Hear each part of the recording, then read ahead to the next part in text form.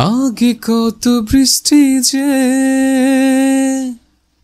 দেখেছি শ্রাবণে, জাগিনি তো এত আশা ভালোবাসায় মনে। সেই বৃষ্টি ভেজা পায়ে সামনে এলে হায় ফুটে কামিনী। আজ ভিজতে ভালো লাগে, শূন্য মনে জাগে প্রেমের কাহিনী। সেই বৃষ্টি ভেজা পায়ে সামনে এলে হায় ফুটে কামিনী। আজ ভিজতে ভালো লাগে, শূন্য মনে জাগে প্রেমের কাহিনী। রিমঝিমে ধারাতে চাই মন হারাতে, রিমঝিমে ধারাতে চাই মন হারাতে। এই ভালোবাসাতে আমাকে ভাসাতে।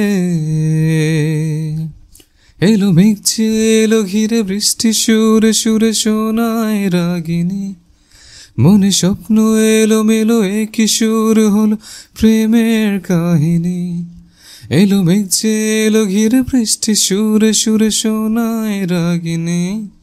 মনে স্বপ্ন এলো মেলো একই সুর হলো প্রেমের কাহিনী। রিমঝিমে ধারাতে চাই মন হারাতে, রিমঝিমে ধারাতে চাই মন হারাতে। গার্লস কলেজের সামনে দাঁড়িয়ে আছে চৌহাট ইউনিয়নের মেম্বার ইউসুফ সরকারের বড় ছেলে তেহরাব সরকার। বাইকে হেলান দিয়ে একের পর এক সিগারেট শেষ করে যাচ্ছে, সাথে আছে তার চেলাপেলারা। নিজের ঘাড় পর্যন্ত লম্বা চুলগুলোকে বারবার পেছনের দিকে ঠেলে দিচ্ছে আর চোখ মুখ কুঁচকে কলেজের গেটের দিকে তাকাচ্ছে। বিরক্তি নিয়ে হাতে থাকা সিগারেটটি মাটিতে ফেলে পা দিয়ে পিষে ফেলল। বিরক্ত বেড়েই চলেছে তার। ওদিকে রৌদ্রের তাপ যেন বেড়েই চলেছে। গরমে অস্থিরতার সাথে সাথে রাগটাও বাড়ছে তেহরাবের। শুভ্র মুখশ্রীতে ততক্ষণে রক্তিম আভা ফুটে উঠেছে সূর্যের তাপে। শার্টের ওপরে 3টি বোতাম খুলে কলারটা হালকা ঝাঁকালো। তার আশেপাশে আরও 2টি বাইক, যেখানে মোট 3 জন বসে আছে। তেহরাবের খাস চেলা, যার নাম রিয়াদ, তেহরাবের সামনে এসে বিরক্তি নিয়ে চর শব্দ উচ্চারণ করে রিয়াদ বলল, ভাই আর কতক্ষণ অপেক্ষা করতে হইব? নিজের হাতে থাকা ঘড়ির দিকে নজর ফেলল। কলেজ ছুটি দিতে আর 4 থেকে 5 মিনিট। রিয়াদের দিকে তাকাতেই সূর্যের আলো চোখে এসে পড়ল তেহরাবের। সাথে সাথে চোখ মুখ কুঁচকে নিল সে। বিরক্তি নিয়ে বলল, চুপ করে বস, আমার মাথা খাইস না, 5 মিনিট পরেই কলেজ ছুটি দেবে। তেহরাবের কথায় মাথা নাড়িয়ে রিয়াদ নিজের বাইকে গিয়ে বসল।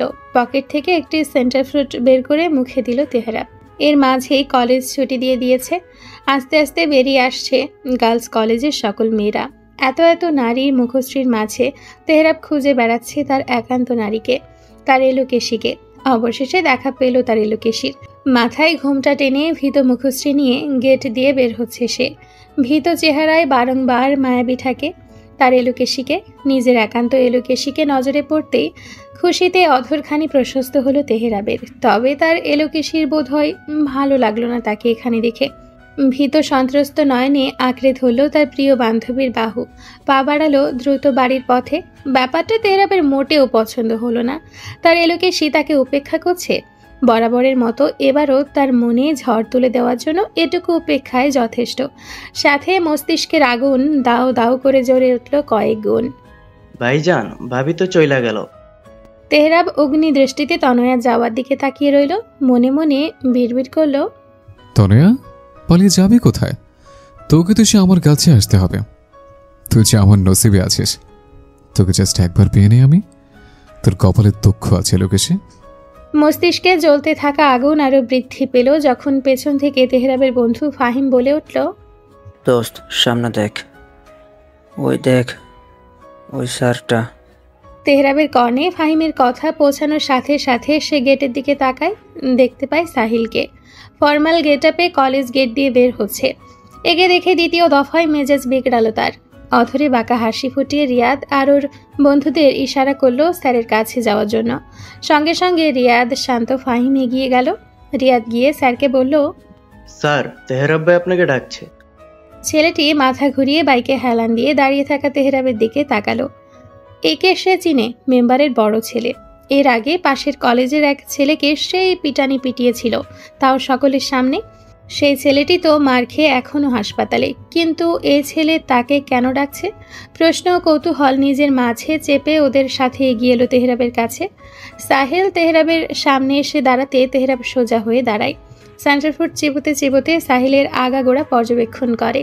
অতঃপর সাহিলের কলার ঠিক করে দিতে দিতে বলে, তো মাস্টারমশাই, বিয়ে করার খুব তাড়া বুঝে? তেহরাবের কথার মানে সাহিল বুঝল না। ভ্রুকুচকে জিজ্ঞেস করলো, মানে ঠিক বুঝলাম না। তেহরাব ওর সাঙ্গপাঙ্গদের দিকে তাকিয়ে শব্দ করে হাসল। মুহূর্তেই হাসি থামিয়ে গম্ভীর দৃষ্টিতে সাহিলের দিকে তাকালো। আমার এলোকেশকে বিয়ে করার খুব শখ, তাই না আপনার? আচ্ছা, আপনি কি চান বলুন তো? বিয়ের আগে আপনার বউকে আমি বিধবা করে দেই, আপনার বাচ্চা কাচ্চা এতিম করে দেই? এতক্ষণে তেহরাবের বলা কথাগুলো বোধগম্য হলো সাহিলের। গতকাল তার মা বাবা তাকে নিয়ে মেয়ে দেখাতে গিয়েছিল, আর দুর্ভাগ্যবশত গিয়ে দেখে সে তার ছাত্রীকেই দেখতে এসেছে, তাও পাত্রী হিসেবে। তার কথাই কি তবে তেহরাব বলছে? সাহিল নিজের কলার থেকে তেহরাবের হাতটা নামিয়ে বলল, বিয়ে করার তাড়া তো লেগেছে বটে, কিন্তু তুমি এত উত্তেজিত হচ্ছ কেন? তেহরাবের চোখ অস্বাভাবিক রকম রক্তিম বর্ণ ধারণ করেছে। বাম হাত দিয়ে নিজের ঘাড় ঘষতে ঘষতে বলে, বিয়ে করবেন ভালো কথা, আমার এলোকেশের দিকে নজর কেন? দুনিয়াতে মেয়ের অভাব পড়ছে মিয়া। আর কোনোদিন যদি দেখেছে আমার এলোকেশের বা তার বাড়ির আশেপাশে, আই প্রমিস পরের দিন আপনার বাপ মা আপনার লাশ খুঁজে পাবে আপনাদের বালিয়ে ব্রিজের নিচে। সাহিল এমনিও তনয়াকে বিয়ে করতো না। সে তো তার বাবা মার চাপে শুধু দেখতে গিয়েছিল, কারণ সে অন্য কাউকে ভালোবাসে। প্রায় 4 বছরের সম্পর্ক তাদের। তার মধ্যে এই তেহরাবের সাথে ঝামেলায় জড়াতে চায় না সে। এই ছেলেকে দিয়ে কোনো ভরসা নেই তার। ঝগড়ুটে বখাটে উচ্ছৃঙ্খল ছেলে, যে সারা দিন নিজের সাঙ্গপাঙ্গ নিয়ে ঘুরে বেড়ায়। লেখাপড়া কাজকর্ম করে কিনা কে জানে। বয়স তো 24-25-এর ঘরে, তবে একে গ্রামে টোটো করা ছাড়া আর কোনো কাজে দেখা যায় না। ওহো, দেখা যায়। যেখানেই ঝামেলা সেখানেই তেহরাব সরকার। একে তো দেশ খেলো হাসিনা সরকার, আর এই গ্রামে নীরবতা খাচ্ছে তেহরাব সরকার। এই সরকার মানেই ঝামেলা। চিন্তা করো না, আমি এমনিতেও তনয়াকে বিয়ে করব না। তেহরাব তার সাঙ্গপাঙ্গদের চলে আসতে বলে ইশারার মাধ্যমে। অতঃপর সাহিলের কাঁধে হাত রেখে বলে, তাই মঙ্গল, আপনার জন্যেও আর আমার জন্যেও। যান যান, বাড়ি যান। সাহিল বিরক্তি নিয়ে দীর্ঘশ্বাস ফেলে প্রস্থান করে।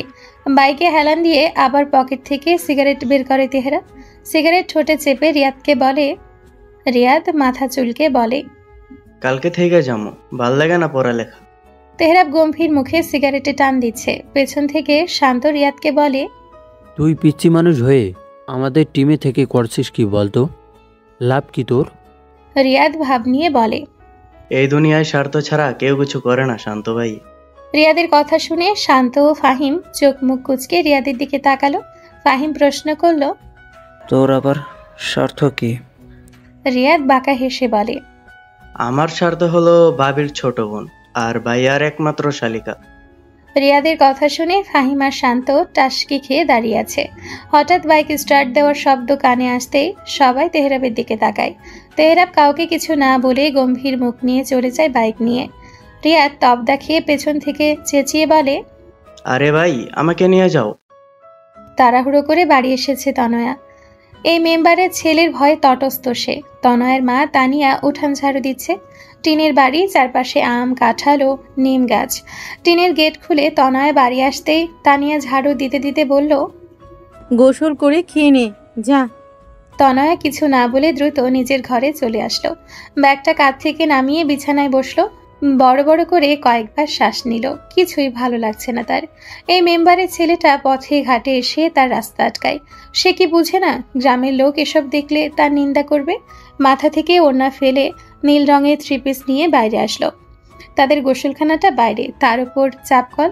কলপারে আসতেই দেখে 1 বালতি পানি ভরে রাখা। নিশ্চয়ই তার মা ভরে রেখেছে। স্মিত হাসল তনয়া। দ্রুত গোসল শেষ করলো। ভেজা কাপড়গুলো উঠানে বাঁধা তারে মেলে বারান্দায় গিয়ে দাঁড়ালো। এখন একটু শান্তি লাগছে। এখানে দাঁড়িয়ে আছিস কেন? ভাত খেয়ে নে।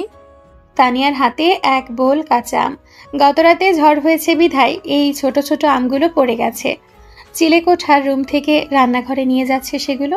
হয়তো আচার বানাবে। মূর্তির মতো দাঁড়িয়ে না থেকে খেয়ে আয়। আমগুলো ছিলে দে, আমসত্ত্ব বানাবো।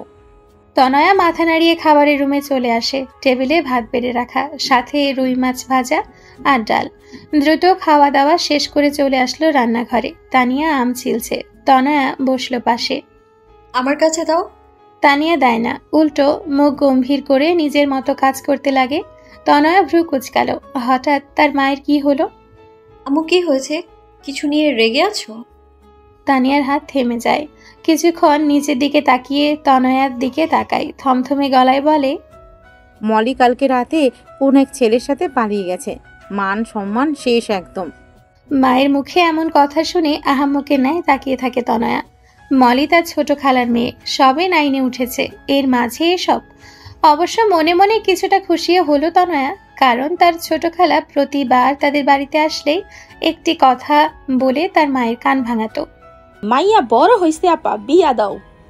এখনকার মাইয়া গো ভরসা আছে, কখনকার লাগে কেসা কইরা ভাগ্যা যায়। এখন তো তার মেয়েই ভেগে গেছে। আনমনে ফট করে হেসে ফেলে তনয়া। তার খেয়ালই নেই তার সামনে যে তার মা বসা।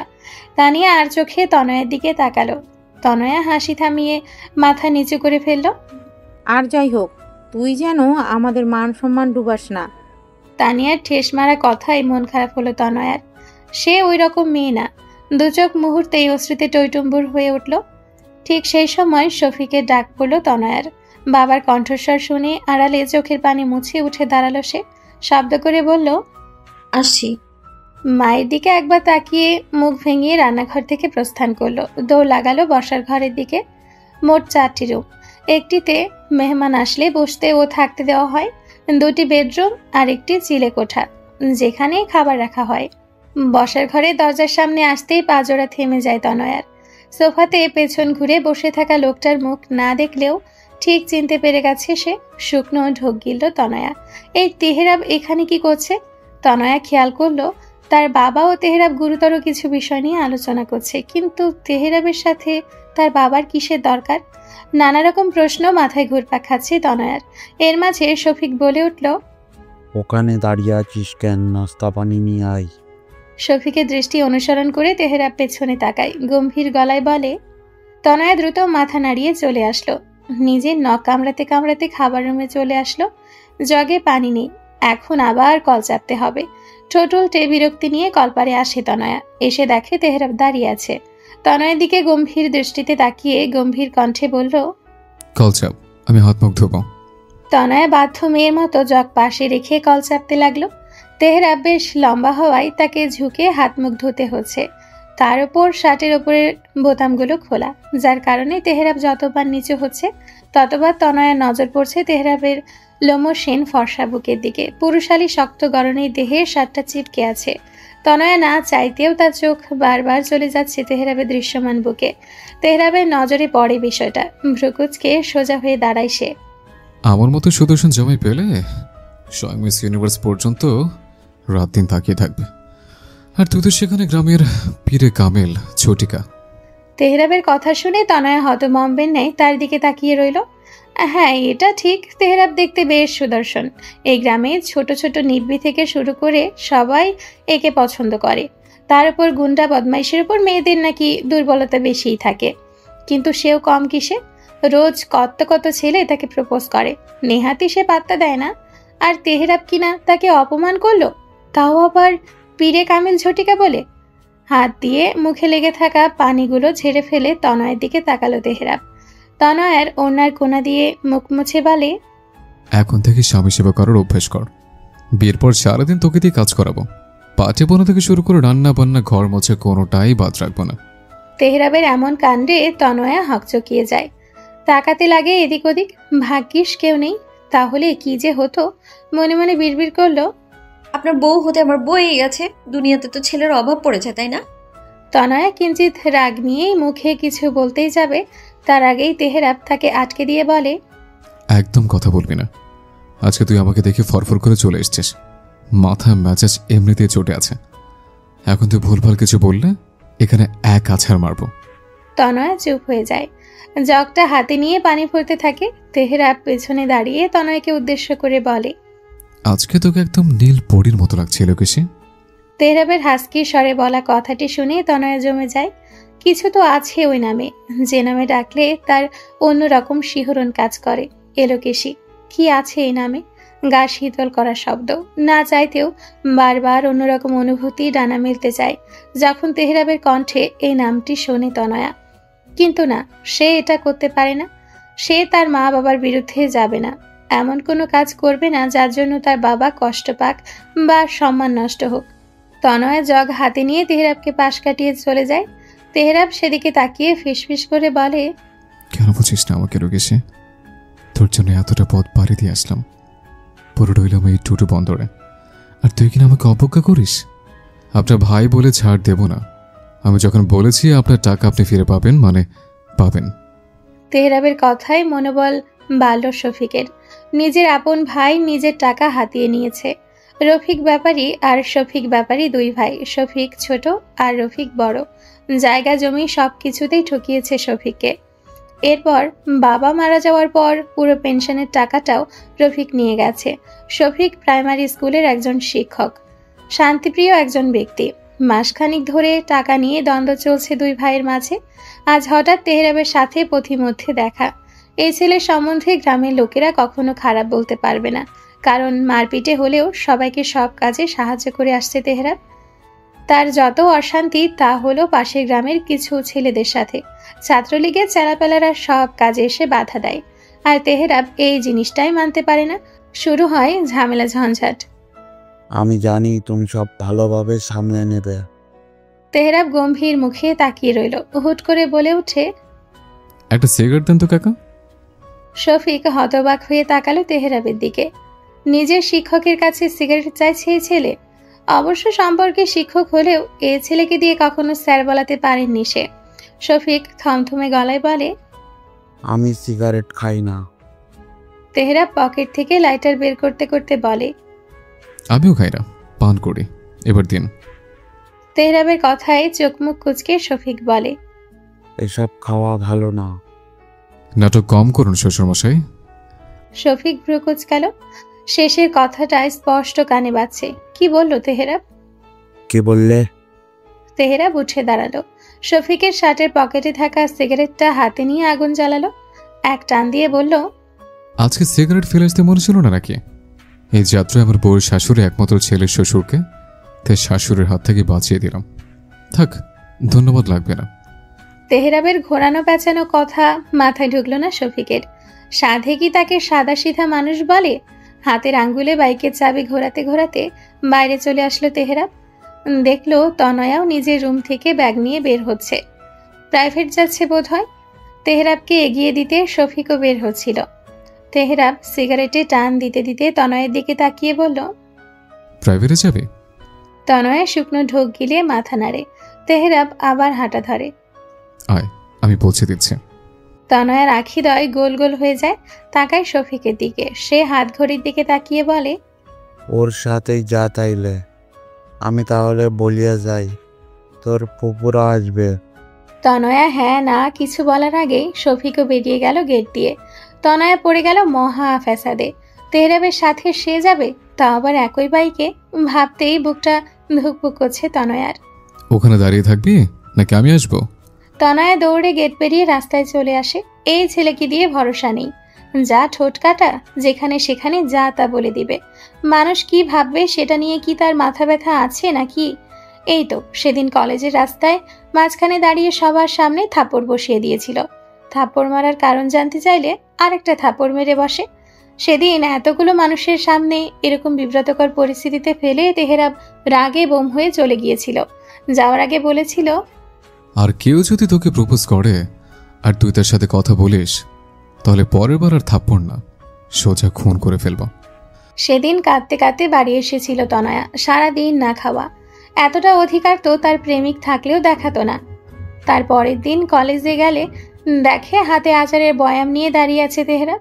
মানুষ রাগ অভিমান ভাঙায় চকলেট আইসক্রিম ফুল দিয়ে, আর এই বোন মানুষ আচার নিয়ে এসছে। সবার সামনে আর সিন ক্রিয়েট করতে চায়নি বলে বয়াম নিয়ে কলেজে চলে গিয়েছিল। না হলে দেখা যেত আরেকটা চর বসিয়ে দিত। ক্লাসে গিয়ে দেখে বয়ামের সাথে একটি চিরকুট, তাতে লেখা ছিল, আচার খাওয়ার অভ্যাস করুন এলাকাশে, বিয়ের পর প্রতি বছর নিয়ম করে আচার খেতে হবে। তেহরাবের চিঠির মানে কে কি বুঝেছিল জানা নেই, তবে তনয়া বেশ ভালো করেই বুঝতে পেরেছিল ওই বোন মানুষটা কি মনে করে এটা লিখেছে। ছি, ভাবনার মাঝে কখন যে মুখ ফুসকে শব্দ আওড়ালো বুঝে উঠতে পারেনি তনয়া। ওদিকে বাইকে বসে তেহরাব এক ভ্রু উঁচিয়ে তাকিয়ে আছে। তেহরাব কিছে? তনয়া দ্রুত মাথা নাড়ল। তেহরাবের ভূত কি তার মাঝে প্রবেশ করলো? লাগাম টান তনয়া। গাড়ি থেকে নিচ থেকে উঠবি নাকি চাইছিস আমি তোকে উঠাবো? উঠছি। তনয়া উঠে বসলো। তেহরাব বাইক স্টার্ট দিতে দিতে বলে, ধরে বস। তনয়া তেহরাবের কাঁধে হাত রাখলো। তেহরাব আবার বলে ওঠে, কাঁধে ধরে লাভ নেই, পড়ে যাবি, কোমরে হাত রাখ। না। তনয়া চেঁচিয়ে ওঠে। মুহূর্তেই এদিক ওদিক তাকায়। তেহরাব মাথা ঘুরিয়ে তনয়ের দিকে তাকায়। পরে বলিস আমি তোকে ওয়ার্ন করিনি। বলেই বাইক স্টার্ট দেয় তেহরাব। সাথে সাথে গতির মাত্রা বৃদ্ধি পায়। তনয়া ঝটকা খেয়ে দ্রুত চোখ মুখ কুচকে দুহাত দিয়ে তেহরাবের কোমর জড়িয়ে ধরে। মাথা ঠেকায় তেহরাবের প্রশস্ত পিঠে। ধীরে ধীরে গতি কমে আসে বাইকের। তেহরাব ঠোঁট কামড়ে বাঁকা হাসে। সোজা আঙ্গুলে ঘি না উঠলে কি ভেবেছেন আঙ্গুল বাঁকাতে বলবো? ওইটা তো প্রাচীন কালের ট্রিক্স। সোজা আঙ্গুলে ঘি না উঠলে চামচ ব্যবহার করতে হয়। তনয়ের কান্না পাচ্ছে। একে তো বাইকে উঠতে পারে না, তার উপর এত স্পিডে। একটুর জন্য জান পাখিটা উড়ে যায়নি। তেহরাব স্পিড কমালেও তার সাধারণের থেকে বেশিই আছে। তনয়া ভয় মিশ্রিত কণ্ঠে বলে উঠল, ভাইয়া আস্তে চালান প্লিজ, ভয় করছে আমার। সাথে সাথে বাইক থেমে যায়। তনয়া তেহরাবকে ছেড়ে সোজা হয়ে বসে। নাম। না, হ্যাঁ নাম। তনয়া ভেবে পেল না তেহরাব তাকে নামিয়ে দিচ্ছে কেন। তনয়া তেহরাবের কথা মতোই নেমে পড়ল। তেহরাবও নামলো, বসলো বাইকে হেলান দিয়ে। পকেট থেকে কিছু একটি বের করে তনয়ের দিকে তাকালো। হাত দে। তেহরাব গম্ভীর দৃষ্টিতে তনয়ের দিকে তাকিয়ে আছে। এক কথা দুবার বলতে হবে কেন আমাকে? মনোযোগ কোথায় থাকে তোর? লিসেন, তোর একমাত্র ধ্যান জ্ঞান মনোযোগ থাকবে এই তেহরাব সরকারের উপর। অন্যদিকে তাকানোর কোনো প্রয়োজন নেই। এবার হাত দে। তনয়া হাত বাড়ায়। তেহরাব তনয়ের হাতে একটি ছোট্ট প্যাকেট ধরিয়ে দেয়। কি এটা? বলেই প্যাকেটটা তেহরাবের হাতে দিয়ে চলে যেতে নেয়। তেহরাব খপ করে তার হাত ধরে ফেলে।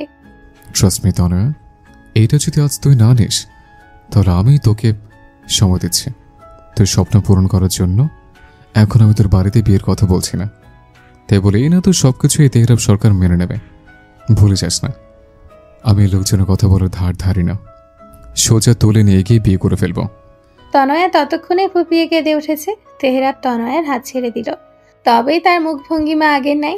তনয়া কান্না মিশ্রিত কণ্ঠে বলে ওঠে, কেন করছেন এইসব? আপনি মানুষের কথা ধার ধারেন না, কিন্তু আমি তো ধারি। কে ধরতে বলেছে তোকে? তনয়া নিজের চোখের পানি মুছতে মুছতে বলে, আপনারা বড় লোক মানুষ, টাকা পয়সা ধন দৌলতের সামনে মানুষ চুপসে যায়। আপনি একটা ভুল করলে 2 দিন পর সবাই সেটা ভুলে যাবে, কিন্তু আমি বা আমরা একটা সমাজে বাস করি। আমাদের কাছে মূল্যবান বলতে এই মান সম্মানটুকুই আছে, যাতে এক বিন্দু কালই লাগুক আমরা চাই না। তেহরাব বুঝতে পারে না তনয়া কেন বারবার এই কথা বলে। সে তো তনয়াকে সসম্মানে নিজের ঘরে তুলতে চায়, তাতেও কেন এই মেয়ে রাজি হয় না? যা বলবি সোজা সোজা বল। তনয়া নিজের কান্না থামিয়ে বলে, আপনাদের সাথে আমাদের কোনো দিক দিয়ে যায় না। প্রথমত আপনার পরিবারই সব থেকে বড় বাধা হয়ে দাঁড়াবে। আর যদি মেনেও নেয়, মানুষ কি বলবে জানেন? বলবে আমি বড়লোক ছেলে ফাঁসিয়ে বিয়ে করেছি। আমার পরিবারকে তারা লোভী বলতেও 2 বার ভাববে না। আপনাদের কিচ্ছু হবে না, বিশ্বাস করুন। তবে সারা জীবন নিচু হয়ে থাকতে হবে আমার বা আমার পরিবারের। আমি চাই না আমার মা বাবার অসম্মান হোক। দরকার পড়লে আমাদের থেকে নিচু ঘরে বিয়ে করবো। তো পুরোটা বলার আগেই কথা আটকে যায় তনয়ার। যাবেই বা না কেন? তেহরাব তার শক্ত পুষ্ট হাত দিয়ে চেপে ধরেছে তনয়ার গাল। কপালের রগগুলো ফুলে উঠেছে ইতিমধ্যেই। মেরে ফেলবো, একদম মেরে ফেলবো। এই মুখে অন্য কাউকে বিয়ে করে কথা উচ্চারণ করা ভুল করবে না Tanaya. Trust me, I will kill you. Fuck. তনয়াকে ছেড়ে দেয় তেহরাব। দত্তে দাঁত চেপে বলে, আমাকে 5টা প্রেমিক পুরুষের মতো ভেবে থাকলে ভাবনা পাল্টা। এসব সো কল্ড মানুষের কথা গায়ে মেখে সারা জীবন আফসোস যন্ত্রণা নিয়ে বেঁচে থাকার ছেলে আমি না। যে আমার তা আমার, পেয়ে গেলে আলহামদুলিল্লাহ, নাহলে ছিনিয়ে নিতে দুবার ভাববো না। তনয়াকে কাঁদতে দেখে তেহরাব তাচ্ছিল্যের হাসে। তোর উপর নির্ভর করছে তোর ভবিষ্যৎ কেমন হবে, কারণ তুই যে গল্পের নায়িকা আমি সেই গল্পের খলনায়ক। তো খুঁজছিস সভ্য পুরুষ, কিন্তু তোর কপালে লেখে অসভ্য তেহরাব সরকার। তনয়া মাথা নিচু করে কাঁদছে। কেন এই ছেলেটা এত পাগলামি করে, কেন বুঝে না তারা এক হতে পারে না। তেহরাব একটা রিক্সা দাঁড় করায়, তনয়ের দিকে তাকিয়ে গম্ভীর গলায় আদেশ করে, আজকে ছেড়ে দিচ্ছি বলে ভাবিস না তুই মুক্তি পাচ্ছিস। রাগে চোখ মুখ লাল হয়ে আছে তেহরাবের, কপালের রগ ফুলে উঠেছে। দ্রুত বাইকে চেপে বসল। মুহূর্তের মধ্যে চলে গেল দৃষ্টির বাইরে। তনয়া এক পলক সেদিকে তাকিয়ে রিকশায় উঠে বসল। রিকশাওয়ালাকে গাড়ি ঘোরাতে বলল। এখন সে কিছুতেই প্রাইভেটে যেতে পারবে না, বাড়িতে চলে আসাই ভালো। দরজা বন্ধ করে হাঁটুতে মুখ গুজে বসে আছে তনয়া। প্যাকেটটা কিছু সময় আগে খুলেছে, সেখানে একজোড়া নূপুর। মায়ের নজরে পড়লে 101টা প্রশ্ন করবে। এসব ঝামেলাঝাটি ভালো লাগছে না তনয়ার। নূপুর জোড়া ব্যাগে রেখে দিল। নিজের অজান্তেই অনুভূতির লেনদেন করে ফেলেছে সে। এই ছেলেটার পাগলামি, ভালোবাসা, মায়ায় নিজেকেও জড়িয়ে ফেলেছে সে, কিন্তু এটা সম্ভব না, কখনোই না। কেন আসলেন আমার জীবনে? কেন এত ভালোবাসছেন আমায়? আমি আপনাকে চাই না তেহরাব ভাই, আমি চাই না আপনাকে। দরজায় ঠক ঠক আওয়াজ পড়তেই দ্রুত নিজেকে স্বাভাবিক করার চেষ্টা করে তনয়া। চোখের পানি মুছে দরজা খুলে দেয়। সাথে সাথে প্রবেশ করে তনয়ার ছোট বোন তানহা। বিরক্তি নিয়ে ব্যাগটা বিছানায় ছুঁড়ে ফেলে নিজেই বসে পড়ে। তনয়া তাকিয়ে থাকে তানহার দিকে। তানহা তনয়াকে তাকিয়ে থাকতে দেখে বলে, ওই বালটা যে আজ বাড়ি আসছে, আগে বলিসনি কেন? শালা অসভ্য বজ্জাত ইতর বাটপার। তনয়া দরজা দিয়ে বাইরে তাকায়। ফুপি আর ফুপাতো ভাই শিহাব এসছে। তনয়ার মন মেজাজ এমনিতেই ভালো নেই, তাই তানহার সাথে কথা বাড়ালো না। বসে পড়লো পড়ার টেবিলের সামনে চেয়ারে। তানহা পেছন থেকে তনয়ার গলা জড়িয়ে ধরে। মন খারাপ? তনয়া হাত ছাড়িয়ে বই বের করলো। সামনের মাসেই এইচএসসি পরীক্ষা, এখন পড়াশোনায় মনোযোগ দেওয়াই উত্তম, তার উপর বিজ্ঞান বিভাগ। তানহা কি আর সেই মেয়ে? সে বই বন্ধ করে তনয়ার সামনে দাঁড়ায়, ভ্রু নাচিয়ে হেসে বলে, কি ব্যাপার बहन, जीजाजी के साथ झगड़ा हुआ है? তানহার ভুলভাল হিন্দি আর কথা শুনে তনয়া চোখ কটমট করে তার দিকে তাকায়। তানহা ঠোঁট উল্টে সরে দাঁড়ায়। আমি তো মজা করছিলাম, রাগ করিস কেন? বাইরের শপিং মলের রাস্তা, তোর হয়েছেটা কি? তনয়ার বিরক্ত লাগছে, কিন্তু এই মুহূর্তে তানহাকে কোনো জবাব না দিলে এই মেয়ে আরো বকবক করবে, যা এই মুহূর্তে তনয়া চাইছে না। তাই বই খুলতে খুলতে জবাব দিল, সামনে পরীক্ষাটায় চাপে আছি, ফ্রেশ হয়ে খেয়ে দিয়ে পড়তে বস। তোর সামনে টেস্ট এক্সাম, এবার ফেল করলে এসএসসি দিতে দিবে না, মনে রাখিস। সোজা বিয়ে দিয়ে বিদায় করবে। তানহা ডোন্ট কেয়ার ভাব নিয়ে আলমারির কাছে চলে যায়। পড়াশোনা থেকে বিয়ে করে সংসার করা ভালো, আমার এসব পড়াশোনা ভালো লাগে না, মাকে বলে বিয়েটা দিয়ে দে। তনয়া কলমদানি থেকে একটি কলম নিয়ে তানহার দিকে ছুঁড়ে মারে। তানহা হাসতে হাসতে রুম থেকে বেরিয়ে যায়। আসরের আজান দিয়েছে মাত্র। ভারী মেজাজ নিয়ে বাইক থেকে নেমে বাড়িতে ঢুকলো তেহরাব। ড্রয়িং রুমে ইউসুফ আর কিছু রাজনৈতিক নেতাদের নিয়ে বৈঠক বসেছে। তেহরাব পাশ কাটিয়ে ওপরে চলে যায়। সেই দিকে আর চোখে একবার তাকিয়ে ইউসুফ বিরক্তিকর শ্বাস ছেড়ে নিজের আলোচনায় মনোযোগ দেয়। নিজের ঘরে এসে শব্দ করে দরজা লাগিয়ে দিল তেহরাব। মাথা কাজ করছে না তার, ঘাড়ের রগগুলো ফুলে উঠেছে। মেয়েটা কেন তাকে বোঝার চেষ্টা করছে না। ফুল স্পিডে ফ্যান দিয়ে উপরের দিকে মুখ করে হাত পা ছড়িয়ে বিছানায় শুয়ে পড়ল সে। আপাতত ভেতরে জ্বলন্ত আগ্নেয়গিরি শান্ত করতে হবে। চোখ বন্ধ করে শুয়ে রইল বেশ কয়েক মিনিট। দরজায় খটখট আওয়াজ পেয়ে চোখ খুলল তেহরাব। মাথাটা যন্ত্রণা করছে তার। আঙ্গুল দিয়ে কপাল চেপে ধরে দরজার কাছে এগিয়ে গেল। দরজা খুলতেই বাইরে দাঁড়িয়ে থাকা তাসলিমা বিরক্তিকর কণ্ঠে বলে উঠল, আজ কি কোকাম করে আসে যা তোর বাবা ডাকছে? তেহরাব দাঁড়িয়ে রইল। আপাতত সে নিজেই ভাবছে আজ সে কি করেছে। না, আজ তো কোনো আকাম কুকাম করেনি। কি রে? তেহরাবের চেহারায় ফুটে উঠল এক রাশ বিরক্তি। তোমার স্বামীকে তুমি জিজ্ঞেস করো গিয়ে কি করেছে। আমার মাথা ধরেছে, মেলছে এমনিতেই গরম। তাসলিমা গট গট করে চলে যেতে যেতে বলল, তোর বাপ তোকে ডাকছে, আমাকে না। তেহরাবের মেজাজ আরো খারাপ হলো। সেও গট গট করে নিচে আসলো। ইউসুফ এখনো সোফায় বসে আছে। বাকি লোকজন বোধহয় বিদায় নিয়েছে। ডাকছিলে কেন? প্রশ্ন করতে করতে মুখোমুখি গা ছেড়ে বসল তেহরাব। ইউসুফ চেহারায় কঠিনতা বজায় রেখে গম্ভীর গলায় বলে, রফিককে নাকি তুমি শাসিয়েছ কেন? শালা কি শাসিয়েছে এটা বলতে পারলো? কেন শাসিয়েছে তা বলতে পারলো না? তেহরাবের গা ছাড়া ভাব ও কথায় ইউসুফ বিরক্ত হলো, সাথে কিঞ্চিত রাগ নিয়ে বলে, এসব কি ধরনের ভাষা তেহরাব? নিজের বাবার সামনে বসে এসব কেমন আচরণ? তেহরাব সোজা হয়ে বসল। এবার তার মুখশ্রীও গম্ভীর ও কঠিন হলো।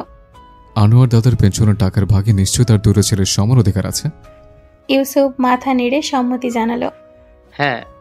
তেহরাবের ইচ্ছে করলো দু চারটা গালি ছুটতে রফিকের উদ্দেশ্যে, তবে এই মুহূর্তে বাবার সামনে এসব বলা যাবে না। মাস্টার কাকাকে রফিক 1 টাকাও দেয়নি। এর আগেও জমি জমার দিক দিয়ে ঠকিয়ে দিয়েছে। তে রফিককে শাসিয়েছে। 1 সপ্তাহের মধ্যে টাকা না দিলে বেটার হাত পা ভেঙে নদীর পাড়ে ফেলে আসবো। ইউসুফ ছেলের আহিন কথায় মাথা নেড়ে আড়ালে দীর্ঘশ্বাস ফেলে শান্ত গলায় বলে, তুমি ঠান্ডা মাথায় সব সমাধান করতে পারো না? সামনের বছর তুমি আমার অবস্থানে থেকে রাজনীতিতে নামবে। নিজের ব্যক্তিত্বকে এভাবে নামতে দিলে তোমার মনে হয় তুমি জিততে পারবে? তেহরাব আচমকা হেসে ওঠে। ইউসুফ ভ্রু কুঁচকায়। তেহরাব হাসতে হাসতে বলে, তোমার মনে হয় পলিটিক্সে নামবো? কখনোই না। এত চাপ কে নেয় ভাই? ইউসুফ হতভম্ব। ছেলে কিনা বাবাকে ভাই বলছে। তেহরাব, আমি তোমার বাবা হই। কিসের ভাই বলছো? মাথা ঠিক আছে তো তোমার? মাথা? আসলেই তার মাথা ঠিক নেই। মন মস্তিষ্ক জুড়ে শুধু তনয়া ঘুরছে। আর ওর বলা কথাগুলো। তেহরাব উঠে দাঁড়ালো, ইউসুফের দিকে তাকিয়ে বলল, আগামীকাল মাস্টার্সের রেজাল্ট দেবে। তারপর তোমার চালের মেল ও হাই স্কুলের সব দায়িত্ব আমার। তবু ভুলেও রাজনীতিতে যেতে বলবে না। যাকে এতদিন বলে কয়ে একদিন মিলে পাঠাতে পারলাম না, সে কিনা নিজেই দায়িত্ব নিতে চাচ্ছে। এ তো ভূতের মুখে রাম রাম। তাসলিমা চা এনে ইউসুফকে দিতে দিতে কিছুটা ঠেস মেরে কথাটা বলল। তেহরাব শয়তানি হাসি দিয়ে উত্তর দিল, কাজ না করলে তোমার কোনো বিয়ে তার মেয়েকে দিবে আমাকে? ইউসুফ সবেই চাটা মুখে দিয়েছিল। তেহরাবের কথা শুনে বিষম খেল সে। তাসলিমা ইউসুফের পিঠে হাত বুলিয়ে দিতে দিতে বলে, আরে আস্তে ধীরে খাও। তেহরাব টি টেবিলের ওপর থেকে পেপার ওয়েটটা হাতে নিয়ে গোল গোল ঘোরাতে লাগলো। বয়স হয়েছে আমার, তাড়াতাড়ি বিয়ে দাও। দেরি করলে তোমাদের লস। নাতি নাতির মুখ দেখতে দেরি হবে। আমার কি?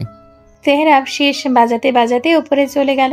তাসলিমা তেহরাবের যাওয়ার দিকে তাকিয়ে বিড়বিড় করল, যেমন বাপ তেমন বেটা, বিয়ে করার কত তারা, সবগুলোই নির্লজ্জ। কিছু বললে? ইউসুফের দিকে তাকিয়ে তাসলিমা মুখ ভেঙিয়ে যেতে যেতে বলল, বললাম চা গিলে এবার গোসলে যাও। পিচাস কোথাকার 2 দিন ধরে গোসল করে না। তোমার শরীরের গন্ধে পাবলিকের নাকে গেলে তারা আর তোমাকে ভোট দেবে না। তানিয়া আর সালমা মিলে রান্নাঘরে পিঠে বানাচ্ছে। শফিক বাজারে গিয়েছে আড্ডা দিতে। সালমার ডাকে ঘর থেকে রান্নাঘরে ছুটে আসে তনয়া। সালমা মুচকি হেসে তনয়াকে বসতে বলে। এমনিতেই মন ভালো নেই, এখানে বসে থাকলে আরও তাদের বড়দের কথা শুনে বোর হতে হবে। অগত্যা ফুপির কথা রাখতে রান্নাঘরের টুলে বসল তনয়া। পাটিসাপটা পিঠে বানানো হচ্ছে। তানিয়া, একটা প্লেট দে তো। তানিয়া কাজের ফাঁকে মুচকি হেসে প্লেট সালমার দিকে এগিয়ে দিল। সালমা প্লেটে কয়েক পিস পিঠা দিয়ে তনয়ার হাতে দিল। তনয়া কপাল মৃদু ভাঁজ করে তাকালো। তানহার গোসল হলে দুজনে মিলে খাবি। দিন দিন শুকিয়ে শুটকি মাছের মতো হয়ে যাচ্ছিস দুজনেই। সালমার কথা শুনে তনয়া হাসলো। অতঃপর প্লেট নিয়ে চলে গেল নিজের ঘরে। তানিয়া মুখ ছোট করে সালমার দিকে তাকায়। বলুন তো আপা, কি করি? মেয়ে তো আমার কোনো দিক দিয়ে কম না মাশাআল্লাহ, কিন্তু কোনো সম্বন্ধই রাজি হয় না। সবাই নিজ ইচ্ছাতেই তো দেখতে আসে, তারপর না করে দেয়। সালমা পায়েসের পাতিলে নাড়া দিতে দিতে বলে, বিয়ে দেওয়ার তাড়া লেগেছে কেন এত তোদের? সামনে এইচএসসি পরীক্ষা মেয়েটার। আমার মেয়েটাকে বেশি মনে হলে দিয়ে দে আমাকে। তানিয়া কড়াই থেকে পিঠা নামিয়ে মৃদু হেসে বলে, ওই রকম কিছু না আপা, আমরাও চাই মেয়েটা পড়ালেখা করুক, কিন্তু গ্রামের লোকজনদের তো চিনে নই কেমন, এদের যন্ত্রণায় কি আর কিছু করা যায়? সালমা তানিয়ার কাঁধে হাত রাখে, মৃদু নিঃশ্বাস ছেড়ে বলে, পরীক্ষা শেষ হোক, তারপর এসব নিয়ে ভাবা যাবে। বিয়ে নিয়ে কথা তুলিস না, এতে পড়াশোনাটা খারাপ হবে। তনয়ের জন্য যা করার আমি করব। তানিয়া স্বস্তির নিঃশ্বাস ফেলে। ননাস ভাবির সম্পর্ক নাকি দা আর বটি। কই, তাদের মধ্যে তো এমন সম্পর্ক না। উল্টো সালমাকে বড় বোনের মতো দেখে এসেছে তানিয়া, আর সালমাও তাকে ছোট বোনের মতো। তানিয়া যে কোনো কাজ করার আগে নিজের বোনদের না বলে সালমাকে বলে ভালো মন্দ সব। রফিকের সাথে তেমন ভালো সম্পর্ক নেই সালমার, মূলত বাড়ির বড় মেয়ে সে। ভালোবাসা যেমন, রাগ জেদটাও তেমন। শফিকের বউয়ের সাথে কিছু একটা নিয়ে কথা কাটাকাটি হয়েছিল, আর ব্যাস, সেদিনের পর থেকে ভুলেও ও বাড়ি মুখ হয় না। রফিক শফিক দুজনেই বোন ভক্ত। রফিক কত জোর করেছে, ক্ষমা চেয়েছে, তবে সালমার ভ্রুক্ষেপ হয়নি। তার জেদে সে অটল। পড়ার টেবিলের ওপর পিঠার প্লেট রেখে বই নিয়ে বসে আছে তনয়া।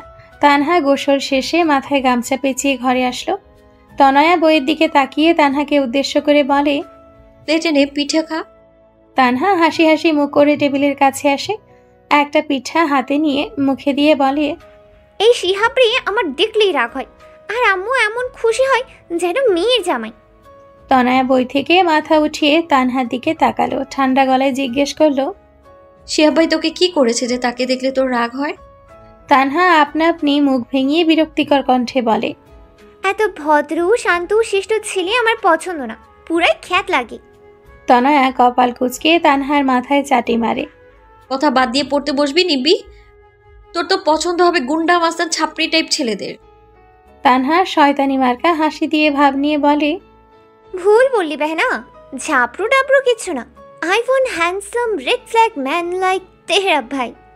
তনয়া ফট করে তানহার দিকে তাকিয়ে উঠে দাঁড়ালো, ভ্রুজোড়া কুঁচকে জিজ্ঞেস করলো, কি বললি?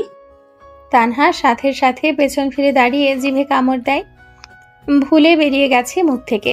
তানহা আরেকটা পিঠে নিয়ে বোকা বোকা হেসে বলে, কিছু না কিছু না, তুই পড়, তোর নাও পরীক্ষা। আমি মারিয়ার সাথে দেখা করে আসি, কিছু নোট নিতে হবে। তনয়াকে কিছু বলার সুযোগ না দিয়ে তানহা বেরিয়ে গেল। তনয়া হতভম্বের ন্যায় তাকিয়ে রইল তানহা যাওয়ার দিকে। তানহা কি তেহরাবের কথা বলল, নাকি সেই ভুল শুনল? এই নিয়ে দ্বিধায় আছে তনয়া। হয়তো ভুলই শুনেছে। মানুষটা যার সব করে বেড়াচ্ছে, সব কিছুতেই তেহরাবকে দেখতে পায় তনয়া। লোকটা কি বুঝে না তার এই সব পাগলামো ভালোবাসার উক্তি তনয়াকে দুর্বল করে তুলছে, যন্ত্রণা দিচ্ছে তনয়াকে। মন ও মস্তিষ্কের লড়াই তাকে ভালো থাকতে দিচ্ছে না। মাথার চুল চেপে বসে পড়ে চেয়ারে, ফোনটা হাতে নাই। আননোন নাম্বার থেকে 22 বার মিসড কল। হকচকিয়ে গেল তনয়া। তনয়া জানে এটা নিশ্চয়ই তেহরাবের নতুন নাম্বার। এই নিয়ে 4টা নাম্বার ব্লক করেছে, এই নিয়ে 5 বার নতুন সিম দিয়ে কল করেছে। এসব যদি তানিয়ার চোখে পড়ে, সে নিশ্চয়ই ভুল বুঝবে। সব থেকে বড় কথা, কষ্ট পাবে। ভাবনার মাঝপথে ব্যাঘাত ঘটিয়ে রিং বেজে উঠল ফোনের। সেই আননোন নাম্বার। কি করবে বুঝতে পারছে না। কল কেটে যাওয়ার সাথে সাথে টুং করে মেসেজ আসলো, শেরবার কল করছে, এবার না ধরলে তোদের বাড়ি চলে আসবো। মেসেজটা পড়তেই শুকনো ঢোক গিলল তনয়া। তাকালো দরজার বাইরে, আপাতত কেউ নেই। অমনি রিং বেজে উঠল। কাপা কাপা হাতে কল রিসিভ করে কানে ধরল তনয়া। সাথে সাথেই ভারী গলায় ধমক এসে পড়ল তার কানে, 23টা মিসড কল গেল কেন? ইগনোর করছিস আমাকে? তনয়া বারবার দরজার দিকে তাকাচ্ছে। তাকিয়ে ভীত কণ্ঠে জবাব দিল, আমি পড়ছিলাম, ফোন ছিল না কাছে। তেহরাব শান্ত হয়। তনয়ার নরম কণ্ঠস্বর তার তীব্র মাত্রার উত্তেজনা এক নিমিষে মিলিয়ে দেওয়ার ক্ষমতা রাখে। খুব শীঘ্রই আমার নামের বেনারসি শাড়িতে লাল টুকটুকে বউ সাজিয়ে বাড়ি নিয়ে আসবো তোকে। আপনার নামে বেনারসি আমার গায়ে উঠবে না তেহরাব ভাই, ভুলে যান আমায়। তনয়ার শান্ত গলার কথায় কোনো অসহায়ত্ব লুকিয়ে আছে নাকি তেহরাব বুঝল না। সেও মৃদু হেসে জবাব দিল, তোর শরীরে আমরা ব্যতীত কারণ আমি বেনারসি উঠবে না। যদি ওঠে তবে সেদিন আমার শরীরে উঠবে কাফনের কাপড়। তনয়ের বুকের ভেতর অজানা ব্যথায় মোচড় দিয়ে উঠল। অস্পষ্ট স্বরে বলে উঠল, তেহরাব ভাই। তেহরাব শব্দ করেই হাসল। ভয় পাচ্ছিস কেন? তুই তো আমাকে ভালোবাসিস না। তাহলে আমার শরীরের কাফনের কাপড় উঠুক আর যাই উঠুক, তোর কি? তনয়ের চোখ ছলছল করে উঠল। চিৎকার করে এখনই বলতে ইচ্ছে করছে তার, আমার অনেক কিছু তেহরাব ভাই, আমার অনেক কিছু। আমিও যে আপনাকে ভালোবাসি। মনের কথা আর মুখে আনলো না তনয়া। কান্না চেপে স্বাভাবিক কণ্ঠে তেহরাবকে বলল, একটা সামান্য মেয়ের জন্য শরীরে কাফনের কাপড় উঠাতে চান? জীবনের মূল্য এত ঠুনকো? তেহরাবের গলা নেমে আসলো। হিমশীতল কণ্ঠে বলে, তুই ছাড়া আমার জীবনের মূল্য শূন্য। শূন্য কিন্তু একটা অঙ্ক যার মান অসীম। তনয় নীরব কণ্ঠে। তেহরাব আবার হাসলো। ইচ্ছে করছে এক্ষুনি তার এলোকেশির কাছে চলে যেতে। আমি অঙ্ক বিজ্ঞান সাহিত্যের ভাষা বলছি না, আমি শুধু একটি কথাই বুঝি, মানে জানি, সেটা হলো তুই ছাড়া তেহরাব সরকার নিঃস্ব। তনয়ার সাথে সাথে কল কেটে দিল। লোকটা কেন বুঝে না তার যন্ত্রণা হয়? এসব কথা শুনলে সে নিজেকে নিয়ন্ত্রণ করতে পারে না। নিজের দুর্বল চিত্ত খাঁচা ভেঙে উড়ে যেতে চায় তেহরাব নামক আকাশে, কিন্তু সে তো ঘর কোনো এক মেয়ে। রাত 9টা। তানিয়া খাওয়ার জন্য ডাকছে তনয়াকে। ডাকাডাকিতে বিরক্ত হয়ে খাওয়ার রুমে চলে আসলো তনয়া। তানহা টিভির সামনে বসে নিজ মনে খাচ্ছে আর টিভি সিরিয়াল দেখছে। কিছুটা দূরত্বে শিহাবও খাবার নিয়ে বসে আছে। যারা এত সময় ডাকাডাকি করলো তারাই নেই। তনয়াকে দেখে তানহা টিভির দিকে মনোযোগ রেখেই বলল, টেবিলে খাবার রাখা, খেয়ে নিতে বলেছে আম্মু। তানহার গলার আওয়াজ পেয়ে শিহাব মাথা উঁচু করে দরজার দিকে তাকায়। তনয় দাঁড়িয়ে আছে। শিহাব নিতান্ত ভদ্র ও সভ্য ছেলে। মুচকি হেসে তনয়কে উদ্দেশ্য করে বলল, কেমন আছো তনয়া? তনয়া মুচকি হেসে স্বাভাবিক স্বরে জবাব দেয়, এ তো ভাইয়া ভালো, আপনার কি অবস্থা? শিহাবের খাওয়া শেষ। সে টেবিলের দিকে যেতে যেতে বলল, এই তো চলছে, তোমাকে তো সারাদিন দেখতেই পেলাম না। তনয়া খাবার রেখে সোফায় তানহার পাশে বসলো। মাথায় ওড়নাটা টেনে পেছনে তাকিয়ে বলল, ঘরেই ছিলাম, সামনে পরীক্ষাতে পড়ছিলাম। শিহাব হাত ধুয়ে ফিরে আসে। পাশের সোফাতে বসে তনয়ের দিকে তাকায়। এত চাপ নেওয়ার কিছু নেই মেয়ে, সব সময় বই নিয়ে বসে থাকলেই হয় না, পড়ার মতো ঘন্টাখানিক পড়লেই যথেষ্ট। তনয়া মৃদু হাসল। সত্যি আজকাল বেশি চাপ নিয়ে ফেলছে। তবে সেটা পড়াশোনা নিয়ে নাকি তেহরাব নামক লোকটার জন্য ঠাউর করতে পারছে না সে নিজেই। শুনলাম গণিতে নাকি সমস্যা, কোনো দরকার পড়লে বলো, বুঝিয়ে দেওয়ার চেষ্টা করব। তনয়ার ফট করে মনে পড়ল ত্রিকোণমিতি অধ্যায়ের কথা। এই অধ্যায় নিয়ে তার যত ভোগান্তি। ওদিকে শিহাব গণিত নিয়ে মাস্টার্স করছে জাহাঙ্গীরনগর বিশ্ববিদ্যালয়ে, টপ লেভেলের ছাত্র সে। ত্রিকোণমিতিতে একটু সমস্যা আছে। আজ আর পড়তে হবে না, কাল বুঝিয়ে দেব। এতক্ষণ খাওয়া রেখে ওদের নিরামিষ কথোপকথন গিলছিল তানহা। এই দুটো মানুষই কেমন একই রকম, চুপচাপ নিরামিষ পড়াশোনা নিয়ে থাকে। লাইফে রসকস কিছুই নেই। তানহা মুখ ফসকে বলে ফেলে, ভাইয়া আপনি কতদিন থাকবেন? শিহাব আর তনয়া দুজনেই অবাক হয়ে তানহার দিকে তাকায়। এ কেমন ধরনের কথা? তনয়া চোখ রাঙায়। তানহা মুখ ঘুরিয়ে খাওয়ায় মনোযোগ দেয়। আসার আগেই বিদায়ের চিন্তা করছো? শিহাব মুচকি হেসে বলল। তানহা এবার তনয়ের দিকে তাকিয়ে আবার শিহাবের দিকে তাকিয়ে বোকা বোকা হেসে বলে, আরে আমি ওভাবে বলিনি, আমি বলছিলাম যে অনেক দিন হয়ে আসে না, এবার এসেছেন যখন বেশি দিন থেকে যাবেন, আমাদের নিয়ে একটু ঘুরতেও যাবেন। তানহা কথা শেষ করে আবার হাসলো। শিহাবও হাসলো। আচ্ছা, আগামীকাল বিকেলে বালিয়াটি জমিদার বাড়ি যাব তোমাদের নিয়ে। তানহা খুশিতে লাফিয়ে ওঠে, চিল্লিয়ে বলে, ওকে ডান, তোমার আইফোন দিয়ে নতুন ছবি তুলে দিতে হবে। বলে উঠে টেবিলের দিকে চলে গেল। শিহাব ঠোঁট টিপে হাসলো। হাসলে তার গালে টোল পড়ে। বিষয়টা লক্ষ্য করলো তনয়া। ছেলেটা শ্যামবর্ণের, চেহারায় অন্যরকম একটা মায়া মায়া ভাব আছে। তনয়া উঠে দাঁড়ালো। ঘুম পাচ্ছে তার, এখন আর খেতেও ইচ্ছে করছে না। আচ্ছা থাকুন, ঘুম পাচ্ছে আমার। তনয়া বাবারাতে নিলে শিহাব বলে, রাতের খাবার খেলে না? এমনিতেই শরীরের যা অবস্থা, ভালোভাবে খাওয়া দাওয়া করো। তনয়া মাথা ঘুরিয়ে তাকালো, শান্ত কণ্ঠে বলল, ও ঠিক হয়ে যাবে। তনয়া চলে আসলো নিজের ঘরে। বড্ড অস্থির লাগছে তার। কেমন যেন মনে হচ্ছে কিছু একটা নেই তার। মনের ভেতর অশান্ত ঝড় বইছে, ছটফট করছে। কিন্তু কেন? চোখ বন্ধ করে বিছানায় বসলো তনয়া। সাথে সাথে চোখের সামনে ভেসে উঠল সুদর্শন বলিষ্ঠ দেহের অধিকারী তেহরাবের হাস্যোজ্জ্বল মুখশ্রী। সাথে সাথে চোখ খুলে নিজের বুকে হাত রাখে সে। হৃদস্পন্দন ক্রমশ বাড়ছে। কেন মনে পড়ছে লোকটাকে? দ্রুত টেবিল থেকে পানির গ্লাস হাতে নিয়ে পুরোটা গলায় ঢাললো। নিজের মাথা চেপে আবারও বসে পড়ল বিছানায়। মাথা ব্যথা করছে। মাথার কাপড় ফেলে খোপা করা হাঁটু সমান মসৃণ চুলগুলো ছেড়ে দিল পিঠে। ফ্যানের বাতাসে গা ছেড়ে শান্ত করার চেষ্টা করলো নিজেকে। তোর আবার কি হলো? তনয়ের ভালো লাগছে না। তানহাকে কিছু না বলে বিছানায় ঠিক করে শুয়ে পড়ল। তানহাকে দরজা ও লাইট বন্ধ করে ঘুমাতে বলল। তানহা কিছু সময় তাকিয়ে রইল তনয়ের দিকে। তাকে আজকাল কেমন অদ্ভুত লাগে। তানহাকে এভাবে তাকিয়ে থাকতে দেখে তনয় ভ্রুকুচকে বলল, তাকিয়ে না থেকে দরজা বন্ধ করে লাইট বন্ধ কর, তারপর ঘুমা। তোর কি হয়েছে বলতো? আজকাল কেমন খিটখিটে হয়ে গেছিস? সত্যি করে বলতো, কারো প্রেমে টেমে পড়লি নাকি? শেষ কথাটা মৃদু হেসেই বলেছিল তানহা। তবে পরক্ষণেই তনয়ের তীক্ষ্ণ দৃষ্টি দেখে হাসি মিলিয়ে যায়। দ্রুত দরজা লাইট বন্ধ করে শুয়ে পড়ে তনয়ের পাশে। মধ্যরাত, ঘুম আসছে না তেহরাবের।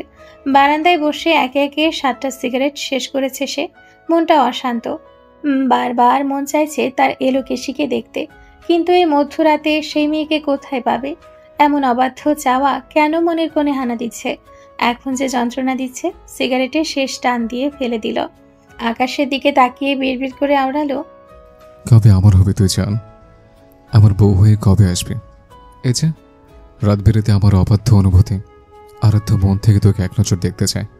একার কত দমিয়ে রাখবো? তুই চলে যান, আমি সারাদিন তোকে দেখব, তোকে সাজিয়ে গুছিয়ে সারাদিন চেয়ে থাকবো। মাঝে মাঝে তোর ভয়ের তো আঁখি পল্লবে হারানোর বাসনা পূরণ করব। তোর কাবা কাবা অধৈর্য গোল আপন করে নেব। কবে বল? মাথা এলিয়ে দিল বেদের দোলনায়। বড় অস্থির লাগছে। মন বলছে এই মুহূর্তে তার এলোকেশিকে না দেখতে পেলে সে তৃষ্ণায় মরেই যাবে। যে করে হোক দেখতেই হবে, কিন্তু কি করে? চোখ বন্ধ করে ভাবতে লাগলো তেহরাব, কি করা যায়? এত ভেবে লাভ নেই। দোলনা থেকে উঠে ঘরে আসলো, একটা টি শার্ট গায়ে জড়ালো, সাথে ওয়ার্ড্রবের ওপর থেকে বাইকের চাবি নিয়ে নিঃশব্দে বাড়ি থেকে বেরিয়ে আসলো। বাইক নিয়ে সোজা চলে আসলো তনয়াদের বাড়ির পেছনের রাস্তায়। এদিকে তেমন মানুষজন থাকে না। ফোনটা বের করে কল করলো তনয়ের নাম্বারে। প্রথমবার রিং হয়ে কেটে গেল, আবারও কল দিল। মাথার কাছেই ফোন রেখে ঘুমায় তনয়া। কম্পনে জোরে নড়ে চড়ে উঠল। আবার কম্পন অনুভব হতেই টিপ টিপ করে চোখ খুলে ফোনের দিকে তাকালো। ফোনটা হাতে নিয়ে ভালো করে নামটা দেখলো। অস্পষ্ট নাম্বারটা স্পষ্ট হতেই তড়িঘড়ি করে উঠে বসলো। এই মধ্যরাতে তেহরাব ভাই কেন ফোন দিচ্ছে? লোকটা পাগল নাকি? দ্বিতীয়বারের ন্যায় ফোন কেটে গেল, আবারও বেজে উঠল সাথে সাথে। ভাগ্যিস ফোন সাইলেন্ট ছিল। এখন কল রিসিভ না করলে সারা রাতই হয়তো কল দিতে থাকবে।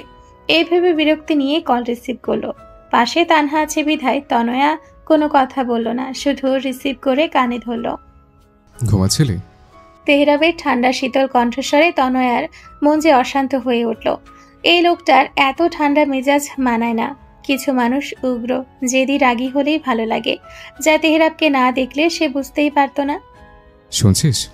আবারও ভেসে আসলো কঠোর মানুষটা নরম কণ্ঠস্বর। এবার তনয়া বিছানা থেকে নেমে জানালার কাছে আসলো। মিনমিনে মৃদু গলায় ভীত কণ্ঠে বলে, এত রাতে ফোন কেন দিয়েছেন? বাইরে আয়। তেহরাবের আগের ন্যায় কণ্ঠস্বর। তনয়া ভ্রুকুচকে জিজ্ঞেস করে, কি? তেহরাবের কণ্ঠস্বর এবার কিছুটা গম্ভীর হলো। তোদের বাড়ির পেছনে রাস্তায় দাঁড়িয়ে আছে, 2 মিনিটের মধ্যে আমার সামনে দেখতে চাই। তনয়া তৎক্ষণাৎ মৃদু চিৎকার করে বলে উঠল, অসম্ভব। আকস্মিক শব্দ করে ওঠায় নিজেই ভরকে যায় তনয়া। পেছন ফিরে তাকায় তানহার দিকে। এই মেয়ে দুনিয়া অন্ধকার হয়ে গেলেও ঘুম ভাঙবে না। বুকে হাত দিয়ে স্বস্তির নিঃশ্বাস ফেলে। ঠিক সেই মুহূর্তেই তেহরাবের গম্ভীর কণ্ঠস্বর ভেসে আসে তনয়ার কানে, অসম্ভবকে সম্ভব করতে হয় কি করে আমার জানা আছে। ঠিক 2 মিনিট। যদি তোকে সামনে না পাই আমি নিজে চলে আসবো তোর রুমে। মাথা খারাপ হয়েছে আপনার? কি বলছেন এইসব আপনি? আমাকে বিপদে ফেলতে চাইছেন আপনি? তেহরাব হাসে। বিপদের দেখলে কি আসবি নাকি আমি আসবো? আমি আসলে তো বুঝতেই পারছিস কি হবে। তনয়া চোখ মুখ কুচকে কিছুক্ষণ চুপ রইল। তেহরাবকে ভরসা নেই, সত্যি সত্যিই চলে আসবে। সময় শেষ, আমি আসছি। তনয়া চট করে মাথা নেড়ে বলে, না, আমি আসছি। সাথে সাথে কল কেটে দেয় তনয়া। তেহরাব ঠোঁট টিপে হাসে। তনয়া দ্রুত ফোন বিছানায় রেখে চিন্তিত মুখে দাঁড়িয়ে থাকে কিছুক্ষণ। কি করবে এখন? নিজের নখ কামড়াতে লাগলো তনয়া। তানহার দিকে এক নজর ভালো করে তাকিয়ে মাথায় ওড়না চাপিয়ে সাবধানে রুম থেকে বের হলো সে। বাড়ির পেছনের দিকে তেমন একটা যাওয়া হয় না বিধায় গেটটাও বন্ধ থাকে। তনয়া গেটের তালা খুলে বাইরে বের হলো। অন্ধকারে কিছুই দেখতে পাচ্ছে না। মোবাইলের ফ্ল্যাশ জ্বালিয়ে এদিক ওদিক দেখে। অবশেষে কিছুটা দূরে বিশাল বড় গাব গাছের নিচে বাইকের ওপর বসে আছে তেহরাব। তনয়া জিভ দ্বারা ঠোঁট ভিজিয়ে নেয়। ভয় করছে তার। এই রাত বিরাতে যদি কেউ দেখে ফেলে তাহলে কি হবে? অবশেষে মাথা নিচু করে এগিয়ে যায় তেহরাবের দিকে। 3 হাত দূরে দাঁড়ায় তনয়া। তেহরাব সিগারেট চেপেছে ঠোঁটে। তনয়া সিগারেটের ধোঁয়া সহ্য হয় না। হাত দিয়ে নাক চেপে ধরল। তা দেখে তেহরাব সিগারেটটা ফেলে দিল। দুজনের মাঝে বিরাজ করছে পিনপত নীরবতা। নীরবতা ভেঙে তেহরাব শীতল কণ্ঠে বলে ওঠে, আমার দিকে তাকা। তনয়া শুনে না। সে দাঁড়িয়ে থাকে আগের নাই, মাথা নিচু করে। তেহরাব আবার বলে, আমার দিকে তাকাতে বলেছে, শুনতে পাসনি? তনয়া শুকনো ঢোক গিলে মাথা উঁচু করে তাকায় তেহরাবের দিকে। তেহরাব তাকিয়ে থাকে এক দৃষ্টিতে তার এলোকেশির দিকে। ভালোবাসি জান, অনেক ভালোবাসি। একটু অপেক্ষা কর, তোকে আমি আমার করেই ছাড়ব। তনয়া নিজের ওড়না খামচে ধরল, চোখ সরিয়ে নিল তেহরাবের দিক থেকে। এসব বলবেন না প্লিজ। তেহরাব মৃদু হাসে। কেন ভালো লাগে না আমাকে? ভালোবাসিস না আমাকে? তনয়া কাপা কাপা গলায় বলে, মনের মানুষ মনেই সুন্দর তেহরাব ভাই, কপালে থাকা মানুষটাকে গ্রহণ করা উচিত। তেহরাবের মুখ শক্ত হয়, ভারী গভীর দৃষ্টিতে তাকিয়ে বলে, কপালে লেখা খণ্ডাতে সময় লাগে না, মনের মানুষকে কপালে লেখাটাই যুদ্ধ। সে যুদ্ধে জেতা মুশকিল। তনয়ার কথায় তেহরাব ভারাক্রান্ত কণ্ঠে বলে, মুশকিল তবে অসম্ভব না। তনয়া তাকায় তেহরাবের দিকে, মাথা নেড়ে না করে। আমি আপনাকে চাই না তেহরাব ভাই। তেহরাব শান্ত, কিন্তু কেন? তেহরাব শান্ত কণ্ঠে তনয়ের চোখের দিকে তাকিয়ে বলে, তুই আমাকে চাস না, কিন্তু তোর মন, তোর চোখ আমাকে চায়, আর তোর অস্তিত্ব আমার মাঝে, তোকে আমারই হতে হবে।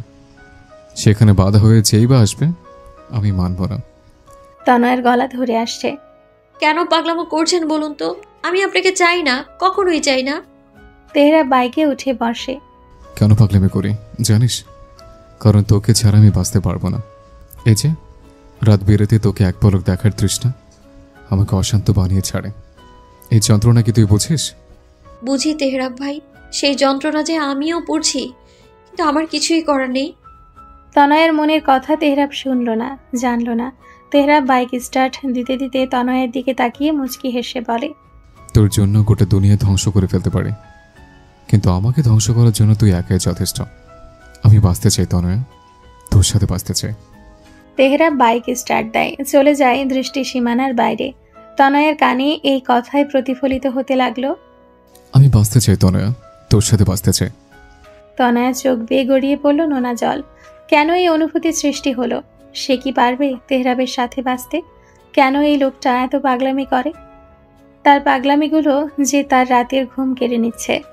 আজকে কলেজ বন্ধ, আকাশটাও আজ পরিষ্কার। সকালে নাস্তা শেষ করে সবাই বসে আছে বারান্দায়, বসে বসে আড্ডা দিচ্ছে।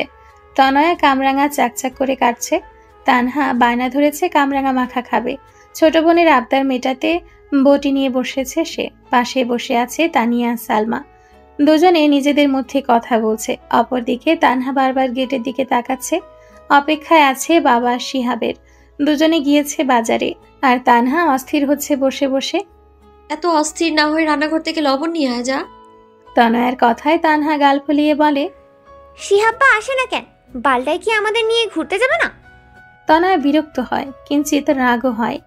আম্মু শুনলে পিঠের হাড় গোড় একটাও আস্ত থাকবে না, গালি দিচ্ছিস কেন? তানহা মুখ ভেঙিয়ে বলে, শুনবে না? অত জোরে বলেছি নাকি? তানহা উঠে গিয়ে রান্নাঘর থেকে নুন নিয়ে এসে তনয়ের কাছে দেয়। হঠাৎ কিছু একটা মনে আসতেই তানহা বলে, আপু, তোর ব্যাগে নূপুর দেখলাম, ওগুলো কার? তনয়া চমকে উঠল। তানহা নূপুরগুলো দেখে ফেলেছে। ঠিক এই ভয়টাই পাচ্ছিল তনয়া। এখন কি বলবে? তনয়া অগ্নি দৃষ্টি নিয়ে তানহার দিকে তাকায়। দত্তে দত চেপে মৃদু কণ্ঠে বলে, তোকে বলেছি না আমার ব্যাগে হাত দিবি না। তানহা ভ্রু উঁচিয়ে হাসে। কি ব্যাপার বেহেনা, কে দিয়া হে? তনয়া তানহার মাথায় হালকা চড় মারে, নিজের কাজে মনোযোগ দিয়ে বলে, ওটা আমার না, প্রীতির। খুলে আমার ব্যাগে রেখেছিল, নিতে মনে হয় ভুলে গেছে। তানহা আফসোসের ন্যায় শ্বাস ফেল। কোথায় ভেবেছিল তার বোনটা অবশেষে প্রেম করছে, তার একটা দুলাব্র হচ্ছে, তা না ছাই। তনয়া আর চোখে একবার তানহার দিকে তাকিয়ে স্বস্তির নিঃশ্বাস পেল। তানহা বিশ্বাস করেছে। বিশ্বাস না করারও কিছু নেই। তানহা জানে তার বোন কখনো মিথ্যে বলে না। নিজের কথার জন্য নিজেরই রাগ হচ্ছে তনয়ার। এই তেহরাবের জন্য কত মিথ্যে কথা বলতে হবে তাকে। আশ্চর্য! ইতিমধ্যে শফিক ও শিহাব বাড়ি চলে এসেছে। দুজনের হাতেই বাজারের ব্যাগ। তানিয়া এগিয়ে গেল শফিকের কাছে। ইলিশ মাছ এনেছে, সাথে ছোট মাছ। তানহা, ছোট মাছগুলো কেটে দে। মায়ের ফরমাস শুনে নাক ছিটকালো তানহা।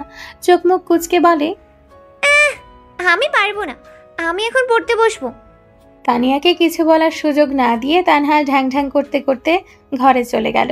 তানিয়ার রাগে কটমট করে তাকালো, বিড়বিড় করলো, কামচোর একটা, শ্বশুরবাড়ি গিয়ে তো সবই করবি। তানহা যেতেই সালমা এগিয়ে আসলো। ছোট মাছ আমাকে দে, কেটে দিচ্ছি, চল কল পারে। আরে না আপা, আপনার তো কোমর ব্যথা, তনয় সাহায্য করে দিবে, আপনি থাকেন। সালমা জোর করে ছোট মাছের ব্যাগটা নিয়ে যেতে যেতে বলে, আমার ভাইয়ের বাড়ি, তুই বললেই আমি শুনবো নাকি? তানিয়ারও আর কি করার, সেও পিছু পিছু কলপারে চলে গেল। শফিক আবারও বাড়ি থেকে বেরিয়ে গেল। শিহাবের হাতের ব্যাগটা শিহাব বারান্দায় রাখলো। তনয়ের কামরাঙা মাখা শেষ। সে ব্যাগটা নিয়ে রান্নাঘরে রেখে আবারও ফিরে আসলো। দেখতে পেল শিহাব এখনো আগের জায়গায় দাঁড়িয়ে আছে। তনয় কৌতূহলবশত জিজ্ঞেস করলো, কিছু লাগবে ভাইয়া? শিহাব তনয়ের দিকে তাকিয়ে স্মিত হেসে মাথা নাড়ল। না লাগবে না, বিকেলে ঘুরতে যাচ্ছ তো? তনয় একটি বাটিতে শিহাবের জন্য কামরাঙা তুলে তার দিকে এগিয়ে দিল। তানহার ঘরের দিকে ইশারা করে বলল, না গিয়ে উপায় আছে? তানহা তো রাত থেকেই পাগল হয়ে গেছে, ও পারলে এক্ষুনি চলে যেত। শিহাবও হাসে। তনয়া বাটি নিয়ে নিজের ঘরে চলে যায়। এমন সময় কল আসে শিহাবের। হাতের বাটিটা বারান্দায় রেখে ফোন রিসিভ করে। সাথে সাথে ওপাশ থেকে ওর বন্ধু বলে ওঠে, শিহাব্বা, তুই তো ফার্স্ট ক্লাস পেয়ে সেকেন্ড হয়েছিস গোটা কলেজে, ভাবতে পারছিস আর? শিহাব চমকালো। আজ তার মাস্টার্সের রেজাল্ট দেওয়ার কথা ছিল, সে তো ভুলেই গিয়েছিল। তবে এই মুহূর্তে এইরকম খুশির সংবাদ পেয়ে শিহাবের মন মেজাজটাই ভালো হয়ে গিয়েছে। এত বছরের পরিশ্রম, তবে হুট করে হাসি মুখটা চুপসে গেল। ওপাশে থাকা বন্ধুকে জিজ্ঞেস করলো, আর প্রথম কি হয়েছে? প্রথম ওই যে ওই ছেলেটা যার সাথে কলেজের প্রথম দিনই তোর সাথে ঝামেলা লেগেছিল। শিহাব চমকায়, সাথে অবাকও হয়। কলেজের প্রথম দিনটা ভোলার মতো ছিল না। মাস্টার্সে ভর্তি হওয়ার পর প্রথম কলেজে যেদিন যায়, সেদিন এক ছেলের সাথে বিনা কারণেই ঝামেলা লেগে যায় শিহাবের। অবশ্য দোষটা ওই ছেলেরই ছিল। রাস্তায় দেখে শুনে চলতে পারো না? ধাক্কা লাগায় শুধু শিহাব এতটুকুই বলেছিল, অথচ ছেলেটি তার কলার ধরে ঝামেলা শুরু করে। পরে শিহাবের বন্ধুরা মিলে পরিস্থিতি ঠান্ডা করে। এরপর থেকে ওই ছেলেকে আর দেখাও যায়নি কলেজে। শিহাব ভেবেছিল অন্য কলেজের হবে হয়তো। যাই হোক সেসব, তবে ওই ছেলে যে প্রথম হবে কল্পনার বাইরে। প্রথম দর্শনেই গুন্ডা টাইপ লেগেছিল। যাক, এখন আর এসব ভেবে লাভ নেই। যোগ্যতা ছাড়া নিশ্চয়ই কেউ কিছু পায় না। শিহাব কল কেটে দিল। ছুটল কলপারের উদ্দেশ্যে। সুখবরটা তো মাকে জানাতে হবে। একের পর এক তনয়াকে কল করেই যাচ্ছে তেহরাব। তবে তনয়ের ফোন বন্ধ। বিরক্ত, চিন্তা, রাগ সব মিলিয়ে মিশ্র অনুভূতিগুলো রক্ত গরম করে তুলছে তেহরাবের। আজ না তোর রেজাল্ট দেওয়ার কথা, পাশ করেছিস তো নাকি ফেল? তাসলিমা চায়ের কাপ নিয়ে সোফায় তেহরাবের পাশে বসে কথাটা বলে। তবে তেহরাব তা নিয়ে প্রতিক্রিয়া করে না। চোখ মুখ কুচকে টি টেবিলের ওপর থেকে বাইকের চাবিটা নিয়ে বাড়ির বাইরে বের হতে নিলে তাসলিমা পেছন থেকে ডেকে ওঠে, ওই দাঁড়া, যাচ্ছিস কোথায়? রেজাল্ট কি বলে যা। তেহরাব থামে না, একবার পেছন ফিরে তাকায়ও না। যেতে যেতে বলে, পরে বলবো। তাসলিমা বিরক্তিকর শ্বাস ফেলে। ছেলেটা একদম বাবার মতো হয়েছে, ঘাড় তারা যাকে বলে, সাথে উচ্ছৃঙ্খল। তেহরাব বেরিয়ে যেতেই তাসলিমা বিরক্তি নিয়ে বিড়বিড় করে, পরে বলবো? নিশ্চয়ই ফেল করেছে, তাই তো মুখ চোখের এই অবস্থা। পাশই বা করবে কি করে? কলেজে ভর্তি হওয়ার পর একটা দিনও ক্লাস করেছিস নাকি? ভুলেও না।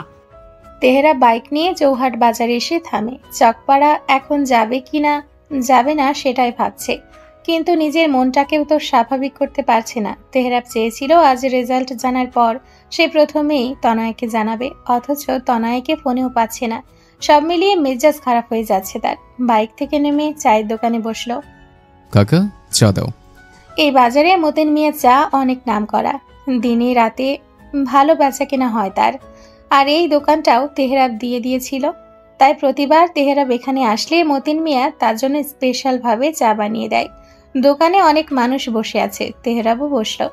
মেম্বারের ছেলে হিসেবে কম, গ্রামে ঝামেলার মাঝে সবার আগে তেহরাবের নাম থাকায় সবাই তাকে ভালো করেই চেনে। জ্যাঠাইলের এক মুরব্বীও দোকানে বসে চা খাচ্ছিল। তেহরাবকে দেখে জিজ্ঞেস করে, শুনলাম তুমি নাহি ভোটে দাঁড়াইবা? তোমার আব্বা তো সকলবারে জুতে, তুমি দাঁড়ালে প্রথমবারেতে নাম ডুবাইবা। সবেই চাটা হাতে নিয়েছিল। মুরব্বীর কথা শুনে বিগড়ে যাওয়া মেজাজটা আরো গরম হলো, তবে কিছু বলল না। বলতে ইচ্ছে করলো না। মুরব্বী আবারও বলে ওঠে, নাম ডুবার আর বাহি কি রাখছে? পাশের গ্রামে তো ইসুফ সাহেবরে ডুববার দেয় না, তা পোলার লাইগা। সারাদিন মারামারি করলে কেনই বা নাম ডুবব না? বলে লোকটা হাসতে লাগলো। তেহরাব শান্ত। এমন না যে কথাটা তার গায়ে লেগেছে, তবে সে তো বিনা কারণে কিছু করে না। মেজাজ শান্ত করে ঠান্ডা মাথায় কথার সঠিক জবাব দিল তেহরাব। শুনলাম আপনার ছেলে নাকি এক বিবাহিত বাচ্চা বলে ময়ূরকে নিয়ে ভেগেছে। তা চাচা, আপনার ছেলে তো আপনার নাম ডুবিয়েছে, আমিও না হয় আমার বাবার নাম ডুবাই। তেহরাব হাসে, অতঃপর আবার চেহারায় গম্ভীরতা ভর করে। তেহরাবের জবাবে চুপ করে গিয়েছে মুরব্বী। তেহরাব চা শেষ করে 100 টাকার নোট মতিন মিয়ার দিকে এগিয়ে দিল। প্রতিবারের ন্যায় এবারও নিতে চাইল না সে। তেহরাব জোরপূর্বক টাকাটা দিয়ে বলল, দ্রুত রাখো কাকা, কাজ আছে, যেতে হবে। তেহরাব টাকা দিয়ে আবারও বাইকের কাছে আসে। তনয়ের নাম্বারে কল করে। এবার রিং হচ্ছে। তেহরাবের মনটা কিছুটা শান্ত হলো। প্রথমবার রিং হয়ে কেটে গেল। তেহরাব আরেকবার কল করলো, না, এবারও ধরলো না। তেহরাবের ধৈর্যের বাঁধ ভেঙে গিয়েছে। ইচ্ছে তো করছে এক্ষুনি তনয়দের বাড়িতে গিয়ে তনয়ের গালে ঠাস ঠাস করে দুটো চড় বসিয়ে দিতে। এই মেয়ের বোধ হয় তাকে জ্বালা না দিলে শান্তি লাগে না। হঠাৎ কিছু একটা মাথায় আসতেই বাঁকা হাসলো তেহরাব। কে জানে কি ভাবলো, শুধু বিড়বিড় করে বলল, এক্ষুনি আসছে লোকেশে, আমি আসছি।